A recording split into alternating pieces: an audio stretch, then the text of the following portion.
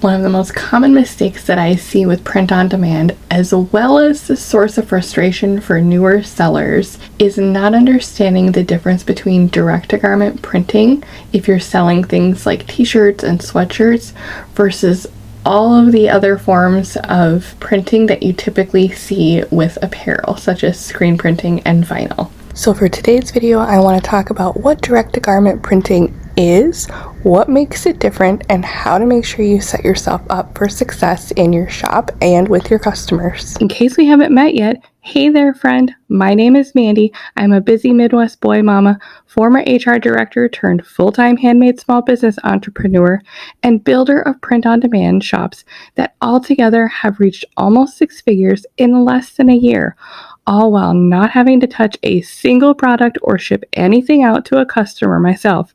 I'm obsessed with sharing knowledge that simplifies the Etsy print-on-demand process so that truly anyone can feel empowered to start their own journey. Unlike the process of screen printing, where a custom screen is created for every single individual design and ink is pressed into and then heated on a garment, and unlike vinyl, which of course is printed typically on a Cricut or a Silhouette machine and is a thicker, more rubber-like feel, that is heat pressed and sits on top of the fabric. Most print-on-demand providers are using what's called direct-to-garment or DTG printing. This is a process of printing on typically apparel where ink is printed or sprayed directly onto the garment, and it then fuses and absorbs into the fibers and essentially becomes one with the fabric. This allows print on demand to run very efficiently with very minimal waste because it's not going through and having to mass produce these other processes in order to create design after design after design. Whether it's printing it on one item or printing it on 1,000, doesn't matter. It's all using that same very fast, very efficient process. But the fundamental difference in this is that it results in your design looking slightly different when it's printed compared to the traditional methods of screen printing and vinyl. It doesn't mean that there's anything wrong with direct-to-garment, it's just different. There are some nuances with that you just really need to be aware of so that you can set clear expectations and understand how that will work both for you as well as for your customers when they order them. The first step is understanding that what you see on your computer screen when you are designing something to go on a shirt or a sweatshirt is going to be different when it actually gets printed using this method. There are a couple reasons that this happens. One, what you're seeing on your screen is a digital image, and what's actually printed is using a combination of inks and specific colors in order to make it work. This means that what actually lands on your garment is typically going to be not quite as vibrant, and because with the direct-to-garment process, because that ink is absorbing into the shirt itself, sometimes you'll see those fibers popping up through the design, especially on a sweatshirt because it's thicker material. The other piece of this is that not all garments are the same. Some, like most t-shirts, might be 100% cotton, while others, like sweatshirts, are typically going to be a cotton polyester blend. The higher the polyester blend, the less effective that ink can be in absorbing into the material itself. So when it's higher cotton content, that will typically print better and it will last a lot longer after multiple washes. So let's look at a couple examples.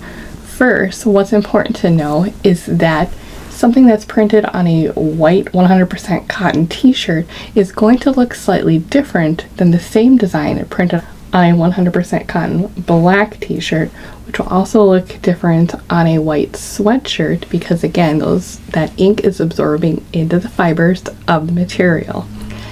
And one thing you'll notice is that on lighter colors, typically that print is going to feel a lot smoother, whereas that same design on a black sweatshirt or a dark colored sweatshirt is going to look a little more muted, and the texture of the ink is going to be a little more noticeable because when it's a dark material that it's getting printed on, they need to use a white underbase, or essentially a white layer that's put down first before that layer of colored ink goes on top of it.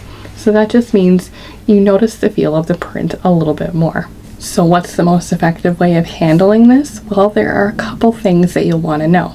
The first is that when you are designing your mock-up, one thing that you'll want to do in whatever design program that you're using, I happen to use Canva, is you'll want to lower the transparency on the design itself when you are layering it on that mock-up.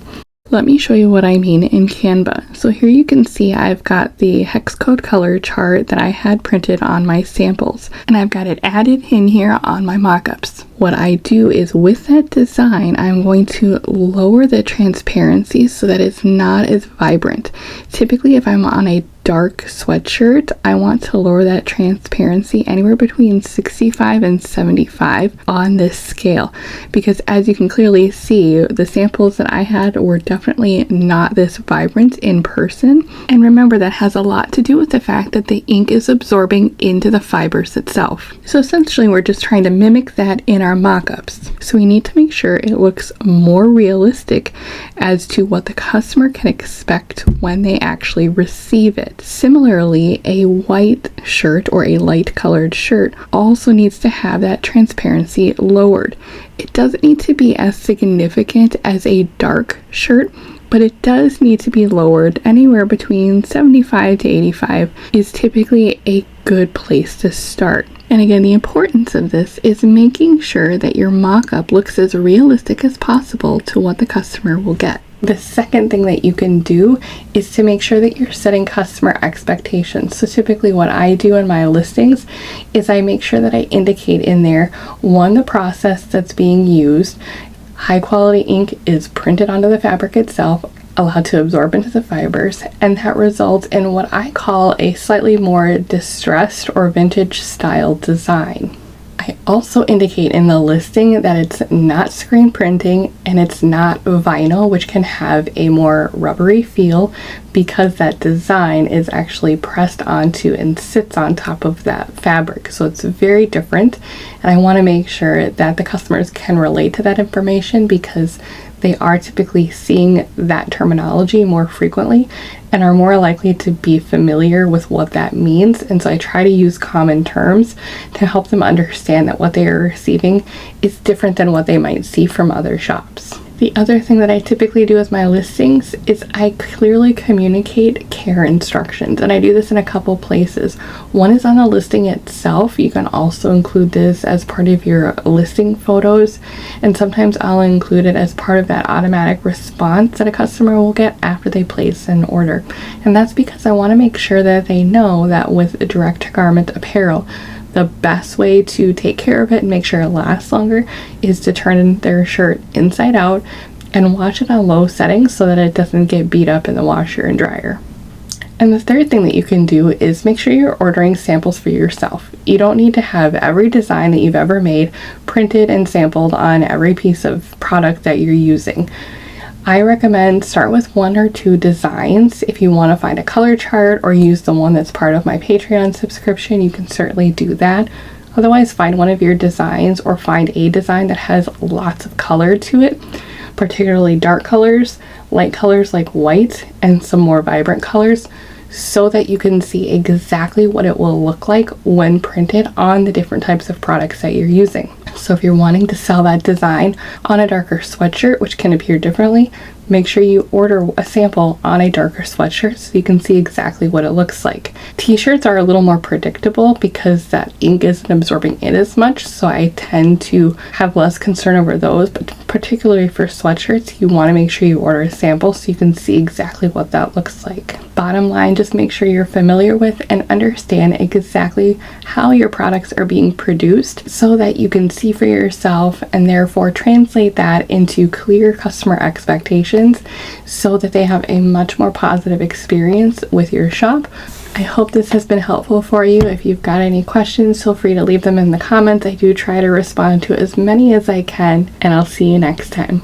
And if you're looking for more helpful ways to continue the work and stay connected, I invite you to join me over on Patreon, where I provide a membership to get exclusive access to my Google Drive with all sorts of wonderful tools and resources that I've created and continue adding to every month. It's also a place to join conversations as I think about future content and how I can serve you with the most amount of value. I also hope that you'll smash that subscribe button so that you don't miss out on all of the exciting upcoming content that I've got planned for this channel. And finally, I invite you to check out my brand new website where you can subscribe to my own email list, follow along on new blog content that I will be building, and access other freebies that I have available on there to support you on your journey. Thank you so much for being here, and until next time, stay consistent and keep going. I am cheering you on, my friend.